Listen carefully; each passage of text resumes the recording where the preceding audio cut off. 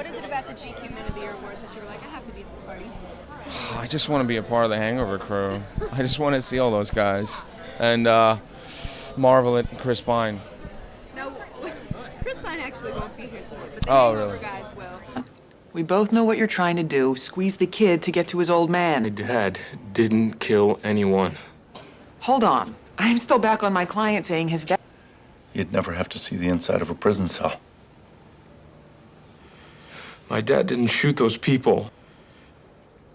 He didn't kill those people. I did. I like your T-shirt. That's rad. Thank you. It says Wham. It's very nice with the screaming monkey, all of this sort of thing. And my relationship with him is that we're sort of we kind of have that kind of Vince Vaughn, Jon Favreau swingers relationship. We sort of nag each other, and we need each other to be in each other's lives. I kind of balance him out. He sort of just brings me up to date to kind of like what's hip or what's the manual for picking up a girl or something, and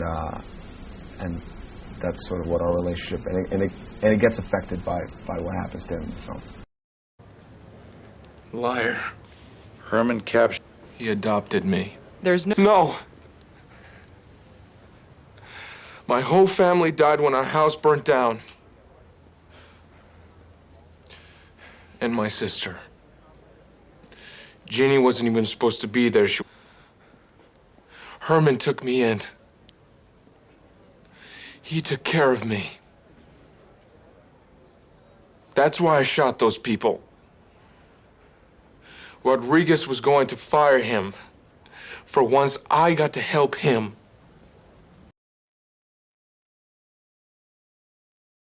Do you have a hangover story that could ever compare to that? Oh my God. You know what? Actually, no. I don't think it can compare to that. No, for sure. No Tigers, Vegas, but no Tigers, no Mike Tyson. I'd love to meet Mike Tyson. I hope he's here. Is he here? I don't know. I know. Future kitty stars go for their acting lessons. Sebastian Stan of Gossip Girl is an alum, and he's here today to give the kids a class. When you say, do you like her, like that's a pretty, because up until that point, you're kind of trying to find out how he feels about it, and then at that point, it's the first time where you're like literally being like, well, how do you feel about it? How did you get... So in your intro package, we mentioned that you grew up in Romania. Yeah. What was that like? You couldn't find bananas anywhere. It was communism. No bananas? Yeah. And you needed bananas? I needed bananas. I saw it on TV, during the clip of like 8 to 9 news. Yeah. That's the only TV we were allowed to watch. So it was a trip. But I lived there until I was 8, and then I left for Vienna. And I lived there for another 4 years, and I came here in '95. So can you speak German and Romanian and all these things? 9. No, 9? I know. I can't. I can't. I can speak Romanian like fluently with my mom still. And so do you go back and visit? I did. I went back. Actually, when I was in London. Swoon. Swoon for London. Yeah, when I was there through Mason Gross and Rutgers, I spent a year at the Globe, and then I was close enough to come back to Romania. Oh, amazing. So at the Globe Theatre? Yeah. So you studied Shakespeare? Correct. Amazing. Can you give me a Shakespearean line? We've had a couple of other actors on that have really delivered a sweet line for us, none of which I can remember, but if you give me your favourite, that'd be great. Well, I really like to play Julius Caesar. Nice one. And there's a line in there that goes, "Men were sometimes masters of their stars." Lovely. And I like that line because it reminds you about what your destiny is, and you have to live up to it no matter what. I've got mine is get thee to a nunnery, why wouldst thou be a breeder of sinners? That sounds good. Thank you. We should act that out. We're here with Sebastian Stan from NBC's Kings. Welcome to Comic-Con. Thank you. It's just pretty weird, but exciting. Have you heard stories about Comic-Con? Anyone warn you about it? Sort of, yeah. I mean, somebody was like, oh, it's Halloween, sort of it's all crazy and everything, but, so no, not really. I just have some diehard comic book fans, so I'm just going to try to walk around a bit later and try to get some presents for them, Stan. Who is this? What is she talking about? Your real father. Herman Capshaw is my real father. I don't know these people. Justin, I don't know why you brought me here. Can I go now?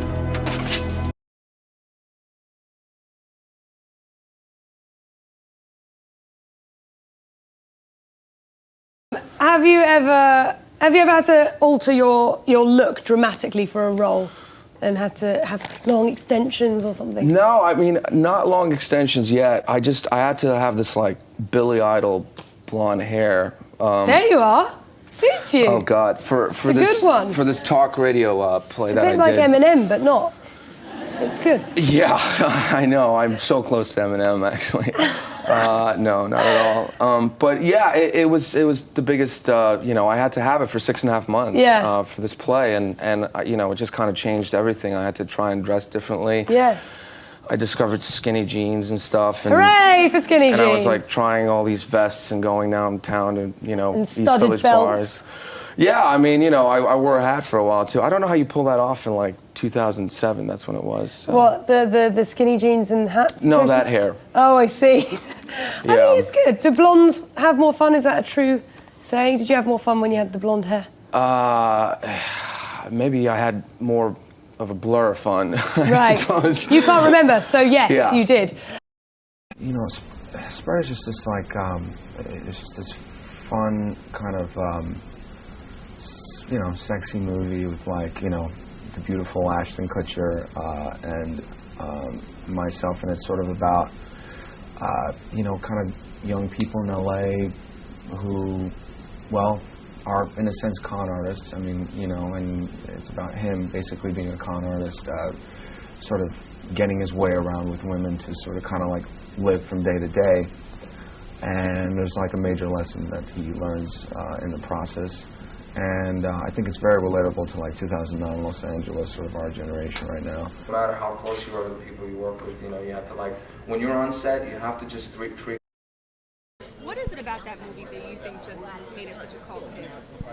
I think like they were really lucky they got like a group of very talented comedian actors together, and I think it's just the nature of the movie that I think was important to like sort of what's going on right now, and people want to see that, and I bet you that everybody rushed to Las Vegas after that movie. I mean, I kind of wanted to go to Vegas after I saw that movie, so.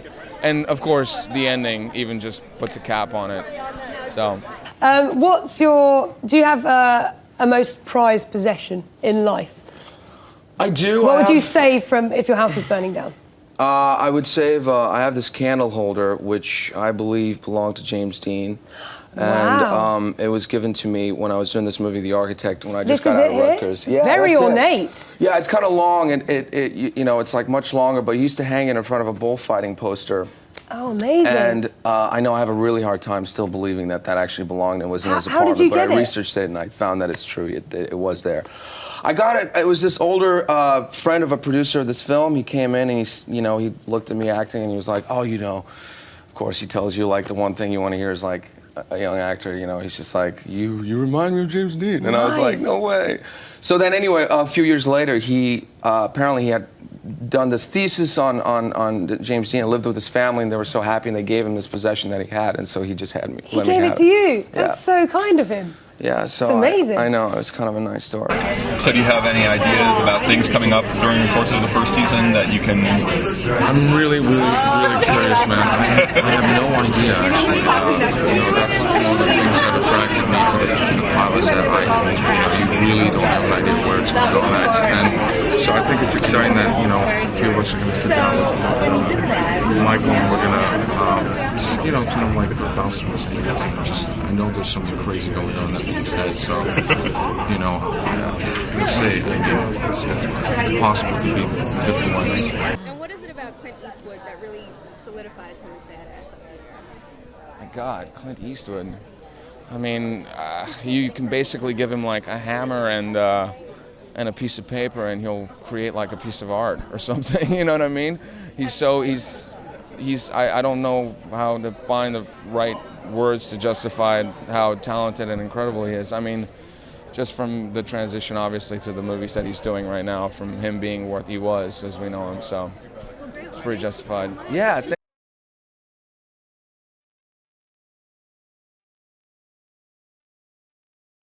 How did the class go today? Were there any brats in the class, or any obvious future breakout stars? Everybody was very attentive and you know, very, very cute. And you know what? Actually, pretty talented as well. You know, and I have to play a young kid who had a son at a younger age.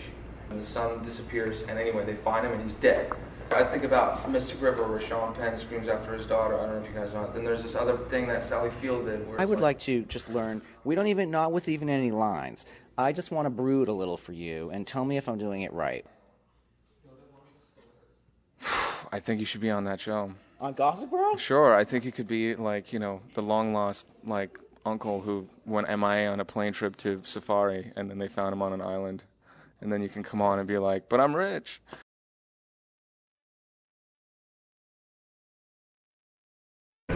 So what can you tell us about your character on the show?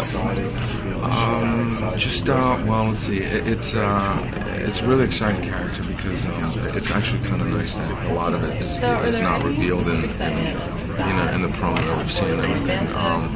Just a very complex, multi-layered character. You know, I mean, all of the scenes had such something else, you know, to show in terms of his personality. I mean, he's just a little bit like Prince Harry, you know. I sort of kind of looked at that as an inspiration because in terms of, you know, somebody that's very privileged, with a lot of, you know, sort of under the eye of the tabloids and media, and so he's kind of fighting off a little bit of the nightlife, celebrity kind of lifestyle, and balancing that out with like sort of being a lieutenant in the army and being disciplined and the pressure of like growing up in this like watchful father's eye of just Ian McShane, and so I think it just has like a lot of potential to become something the next sort of king, or really like balance out and like fall off the map altogether. And I just loved that like sort of yin and yang kind of like lifestyle that he's going through. So you're now in a movie called Spread with Ashton Kutcher. Mm-hmm. Can you tell us about your character Harry in the movie and what happens in that? Harry, he's a very nervous, sort of self-conscious person, mm-hmm. And all my friends are telling me that it's the closest to like kind of how I am. Terrified right now. Yeah, no, but he's. You're not scared now. No, I'm just trying to. But yeah, but he and Ashton have this sort of like, they're like two peas in a pod, you know, with Ashton's character kind of being a little bit out of the pod, and it's sort of about their relationship as they try to grow up in LA and you know, decide what it is they want to do, mm-hmm. and it's just a fun, you know, cool like. Is it fun to work with Ashton Kutcher? Yeah, a good guy? Yeah. Did he try and punk you ever on set? Yeah, he would tell me every day that I was getting fired. No. He's just I mean very improvisational and just really, you know, funny, but also just incredibly disciplined. And, you know, he would just like tune in and get into his producer mode, and I know we'd have to like work at that point. Right. What kind of relationship does he have with, you know, his mother and his father and his sister? You know, I think you know, he's his heir, and so I think the relationship with his father in particular is very sort of tension, serious one, in the fact that he's trying to constantly please his father, he's trying to make him proud, you know, trying to you know, be like his father to some extent, and I think he's a little bit more lenient with his sister and his mom, and just sort of like, you know, get his way. And so, you know, they're not really going to care that he's like up until like 5 in the morning, and then he comes in and he delivers like a press conference, you know what I mean? So it's just, but it's mainly like his relationship with his father that's sort of like, where's this going to go? Well, we've got a clip from the movie actually. Can you set it up for us? Do you know what's happening in this clip or? Yes, he's just forced me to take one of his sort of booty calls home. And I've just come back from this crazy drive that I've had with this drunk girl through Sunset. Sweet, here it is. Yeah, well, she wanted to know if you brought any girls over to her house when you were living there.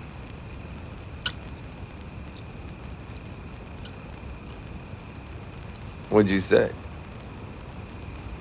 What was I supposed to say?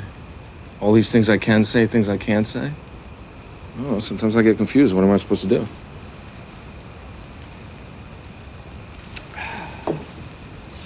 Dude. What am I supposed to do? I think it's funny because